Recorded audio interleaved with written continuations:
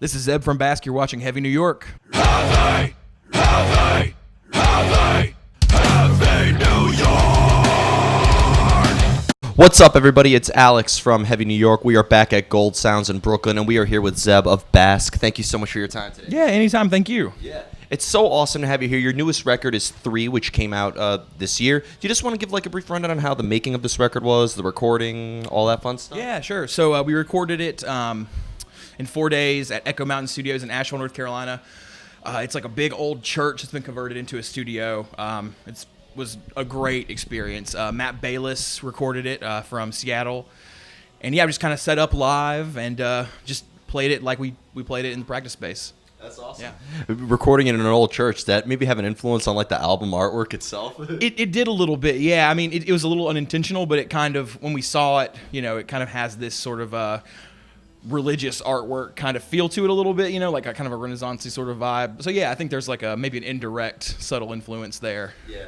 I've noticed that there was a lot of different both sounds and many different emotions. Like, for example, I thought a song like Stone-Eyed was very different from a song like Rid of You or something like that. So is it fair to say you guys didn't have like a preconceived idea on what sound? Every song pretty much called for a new approach?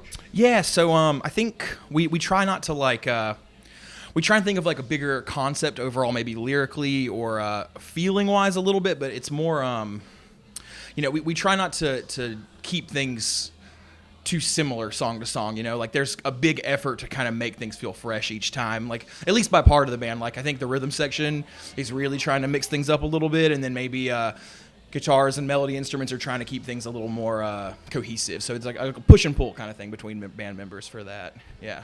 Being a vocalist, do you need to hear music in order to come up with lyrics, or is there a time where you have like a lyrical concept in mind and maybe that could help determine the music itself? Yeah, so for me, I need to hear the songs first to kind of put everything together, to find like the meter and the way they're going to move back and forth between it. But as far as like concept for lyrics, I really work best if I have like an idea that I can research and kind of pull stuff from, So like with this album, everything is like based on different like folklore or myth or legend, different parts of the world, different times and stuff, different periods of time.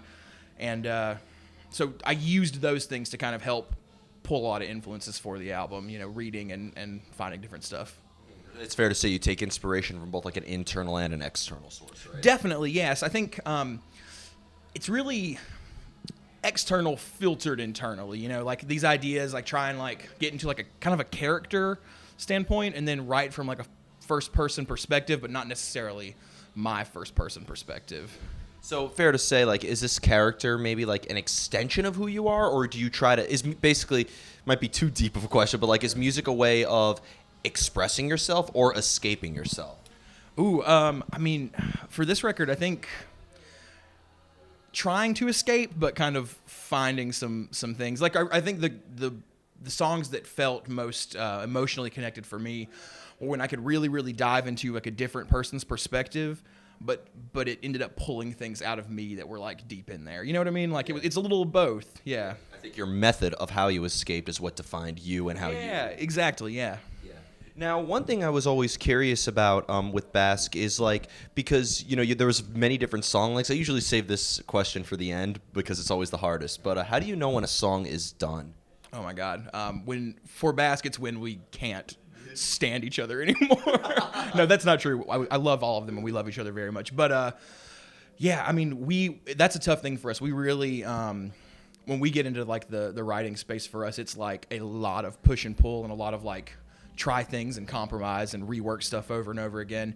And I think it just gets to a point where it's like it has to be done now. Like we can't keep doing it anymore. Well, it's like a 95% happy place for everyone, and then we just kind of grow to love it. Even if it was like, well, my idea didn't make it into this part, or this idea didn't make it into this part. It's just like at some point it just has to be finished, and we just have to kind of like no more tearing our hair out. It's done now. Yeah. Going kind of back to like the subject matter and the meaning of the music, is this record open to interpretation, or do you like to maybe engage the listener into the story to the point where they maybe are able to see things from your point of view? A little of both. I think that you can definitely listen to it and hear, lines or even not lyrics per se, but like moods that get created in the record and kind of apply it to yourself. And I think there are definitely records that I've listened to in the past that certainly the songs are about something, but like a line or a lyric related to a different thing, maybe in my life or in my experience, you know. So it's both, yeah. Like if you listen to this record and you can recognize like, oh, this is from this myth or whatever, like that's amazing to me, and I really hope that some people can engage and do that. But it's also like, you know, if it sounds like something from your life or from your experience, like that's beautiful also. And I mean, I always thought that music based off of mythology, it's so informative, and you could take those lessons and really just make them your own. Yeah, totally. It's you know, I think especially for this record where it's like I'm trying to look at myths from a different perspective, like maybe a lesser character or lesser, like not maybe a protagonist, you know. And there's like so much like humanity and like feeling in those ideas and characters too, kind of universal. Now, I know that being that this record is called 3, I know from looking at your discography, it's not like the record that preceded was called 2 or 1. But, like, would a listener maybe understand this record a little bit more if they were to listen to your previous discography before it? Or is it kind of like its own entity? I think you could go either way, you know. You'll definitely see the evolution, especially if you listen to the first record and the second and then the third. But I'm hoping, like, I think part of the reason we named it 3 is because we felt like the songs could really maybe just stand on their own. You know, they didn't need like a lot of fluff around them as an idea. So like, if you're a new listener, like, just jump in, you know, if you want to 3. I think it's a good place to start. Yeah, I mean, I feel like this record really is like, if people don't know where to start with you guys, this is the record to check out. Yeah, I think so too. Yeah.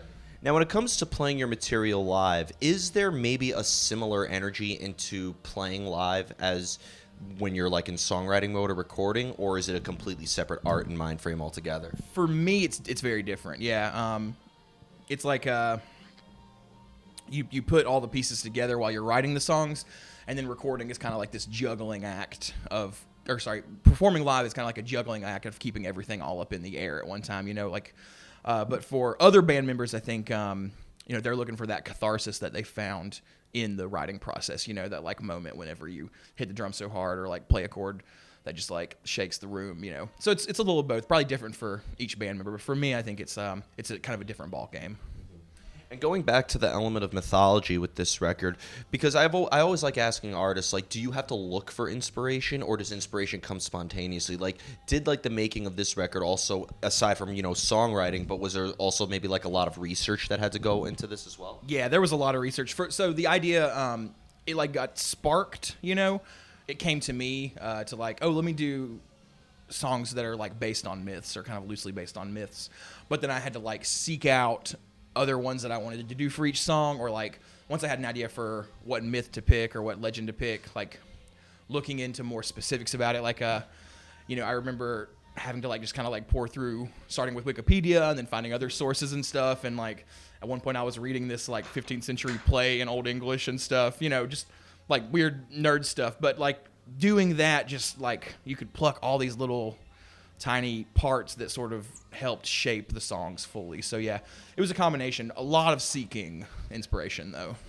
And I think it's fair to say for every band, regardless of what style you play, you always learn things about yourself when, you know, you evolve your sound and make a new record. So obviously you learned a lot about mythology with making this record, but did you learn anything about, like, did these lessons maybe teach you anything about yourself or any of the other members? Oh yeah, I mean, for personally, yeah.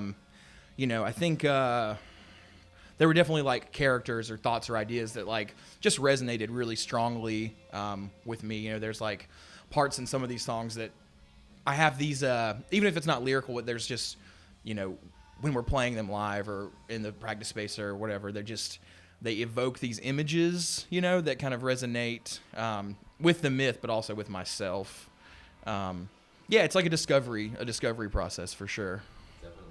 So before we go, I want to thank you so much for your time today. Is there just anything else with Bask that you would like to promote in terms of tours, or if you're already in songwriting mode again? Or No new album yet, but we are currently on tour throughout the Northeast. If for more tour dates, go to check us out. We're on Facebook, Instagram, basknc.com. Just, you know, stay up to date on what we're doing. Awesome. Well, thank you so much, Zeb. Yeah. Everybody, we are here with Zeb of Bask 3, out now on Season of Mist. Pick that up. This is Alex from Heavy New York. We'll see you next time.